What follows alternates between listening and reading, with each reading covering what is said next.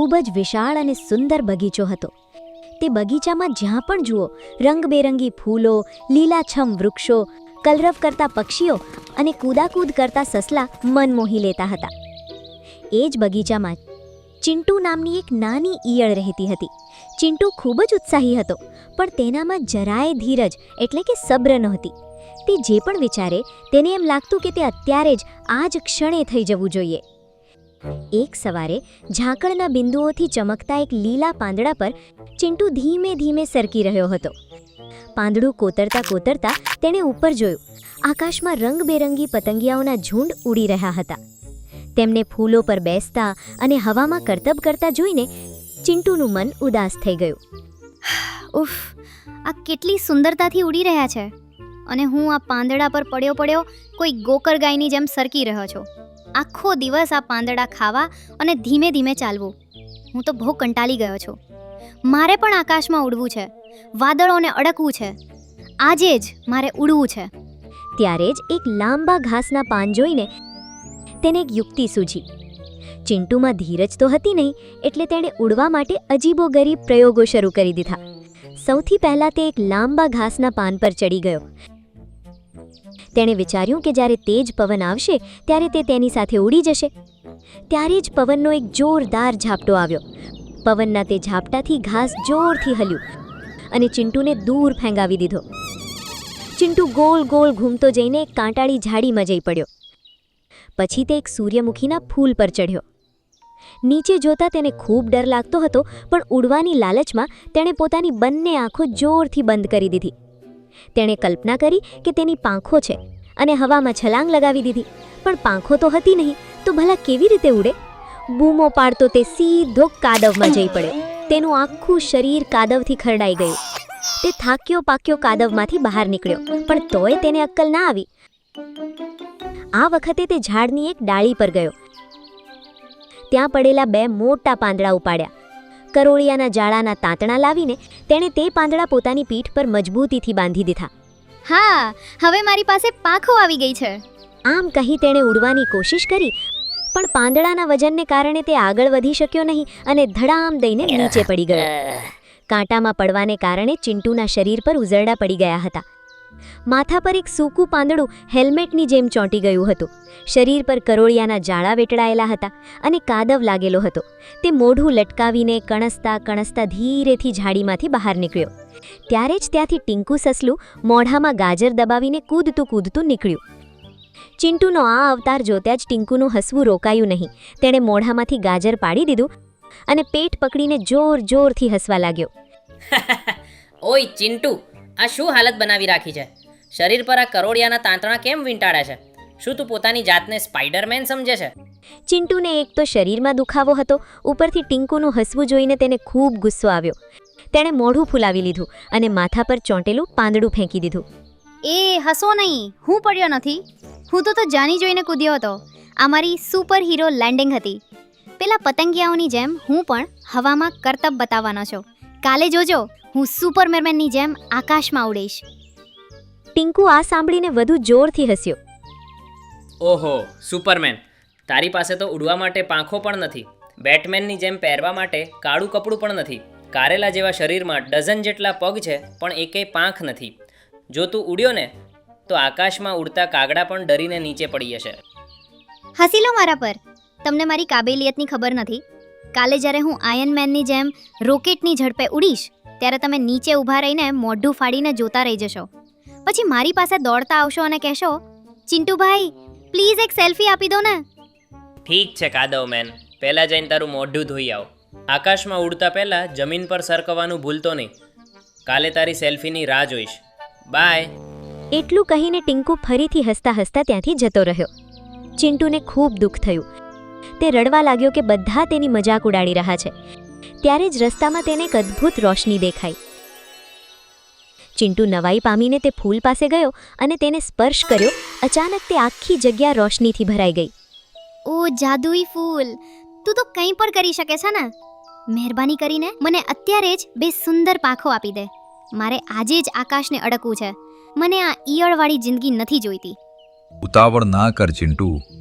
પ્રકૃતિમાં કંઈ પણ રાતોરાત નથી થતું. દરેક સુંદર બદલાવ પાછળ એક મોટું રહસ્ય હોય છે. તે રહસ્યનું નામ છે ધીરજ.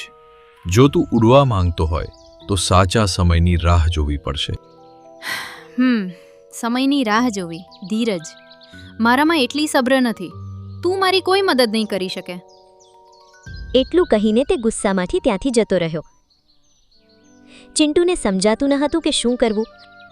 રડતા રડતા તે જંગલના સૌથી બુદ્ધિશાળી ઘરડા તીડ દાદા પાસે ગયો. દાદા એક મોટા વડના ઝાડ નીચે શાંતિથી બેઠા હતા. દાદાજી, હું ઉડી નથી શકતો. મેં કેટલી કોશિશ કરી પણ પાંખો ના આવી. પેલા પતંગિયાઓ પાસે જ પાંખો કેમ છે, મારી પાસે કેમ નહીં? ભગવાન જરાય સારા નથી. દાદાજી હસ્યા અને ચિંટુને પોતાની પાસે બેસાડ્યો.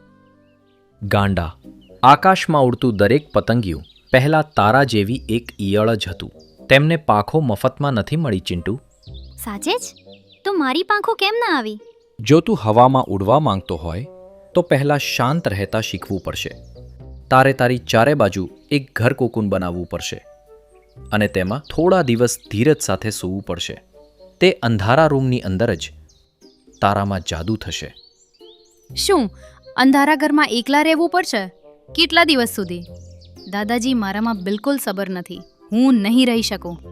જો ધીરજ નહીં રાખે તો આખી જિંદગી પાંદડા પર સરકનારી ઈયળ જ બની રહીશ.